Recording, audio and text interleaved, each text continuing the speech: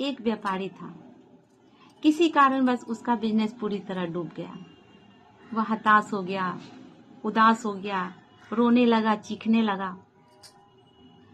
एक दिन वह परेशान होकर जंगल में चला गया। काफी देर तक अकेला बैठा रहा। फिर कुछ सोचकर उसने कहा कि हे भगवान, मुझे कोई एक ऐसी वजह बताइए कि मैं हताश ना हूं। भगवान बोले, तुम इस जंगल को देखो। इस जंगल के घास और बांस के पेड़ को देखो। मैंने एक ही समय में घास और बांस के बीज को लगाया था। बराबर देखभाल की, बराबर पानी दिया, बराबर प्रकाश दिया। कुछ ही दिनों में घास बड़ी हो गई। उसने धरती को हरा भरा कर दिया। लेकिन बांस का बीज वैसा का वैसा पड़ा रहा। दूसरे साल घास और बड़ी हो गई। उस पर झाड़ियां आने लगी।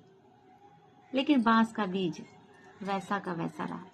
मैंने हिम्मत नहीं हारी। तीसरे साल, चौथे साल भी घास का बीज वैसे ही पड़ा रहा। पांचवें साल घास के बीज से एक छोटा सा नन्हा सा पौधा अंकुरित हुआ। शुरुआत में यह घास की तुलना में बहुत ही कमजोर और छोटा था।